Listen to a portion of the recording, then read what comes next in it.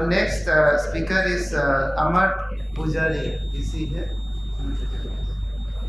He'll be speaking on mitigate the anti-elevation syndrome by splitting the inferior oblique in wide fashion.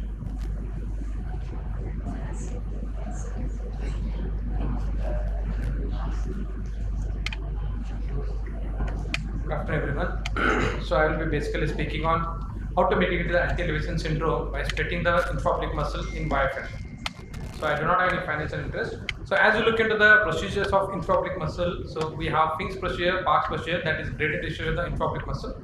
At the same time, we are going to make the anterior positioning of the infraoblique muscle. That is, we are going to bring it anterior to the inferior rectus muscle. Here you can see that we are going to grade it. We do either graded restriction, or in case of hypertrophy in the right eye or like unilateral hypertrophy, we are going to anterior position the infraoblique muscle just in front of the inferior rectus muscle.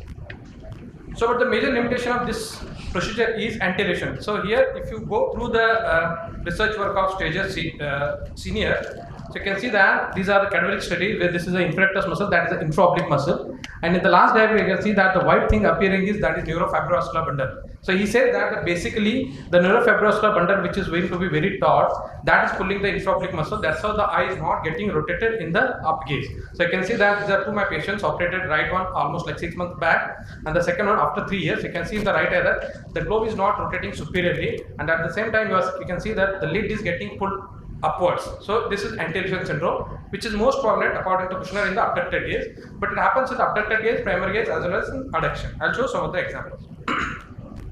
So how to mitigate this one? So proposed solutions, people have done few techniques. So they say that like, don't take the infraoblique muscle too anterior to the inferior rectus muscle. That's how you can mitigate or minimize the anti-elevation syndrome. Or they say that don't spread it more laterally. That's how they say that it's not going to limit the elevation in abduction. Or some people say that just leave the posterior fibers. Posterior, Dr. Pradeep Sharma does modified ENN, but still we are going to suture the anterior fibers just in front of the inferior rectus muscle.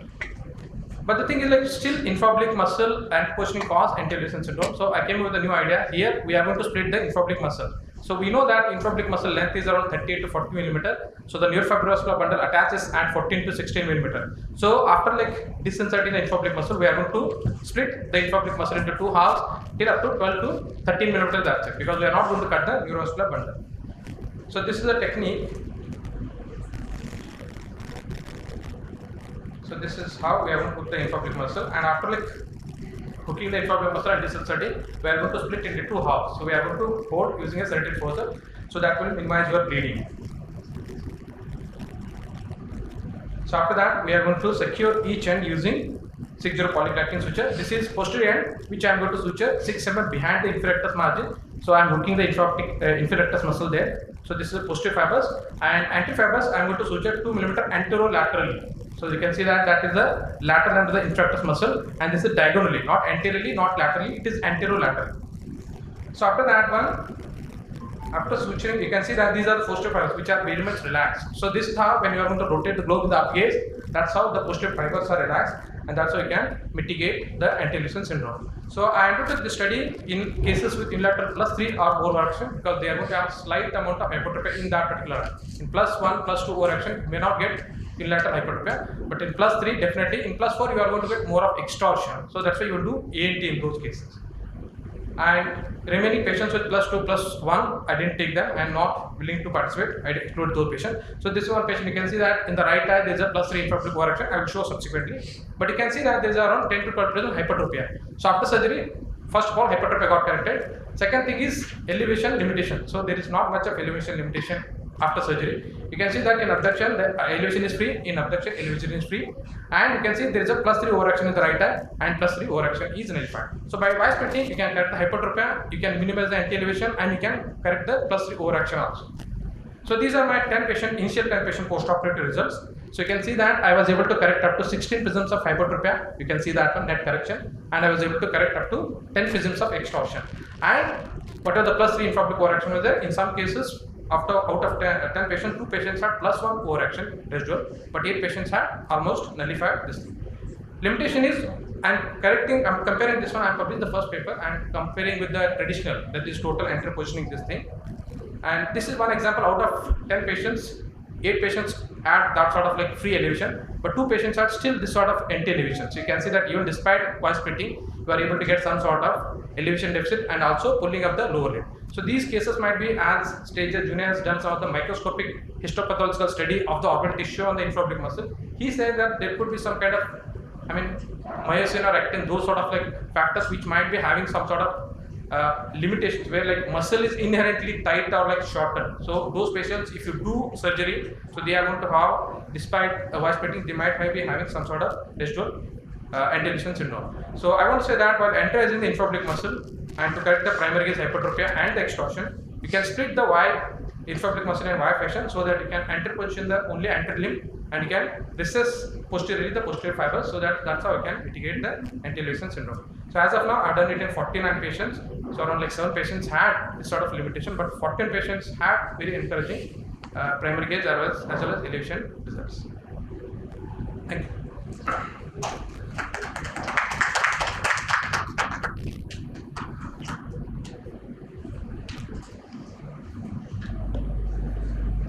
Yes, nice presentation. For different gradings for class 3 and class 4, and did you try to titrate the amount of your surgery, or is it just at 6 mm constant for any grade? Yes, sir. So, like we practice +1, we more do a fins or parts association. No, yours is for class 3 and class 4, no? No, so that I do only +3, sir. Only +3 infraoblique overreaction with minimum of 10 prisms of hypertrophy. So in all cases, I fix the surgical procedure, that is anterior limb I am going to suture anterolaterally around 2 mm and the posterior limb 6 mm behind the infrarectus recession. For class 4 you haven't tried? No, I didn't include +4, sir, because in +4 they will have more of extortion. That's why we do A and T in those procedures, internasal or Stager's procedure.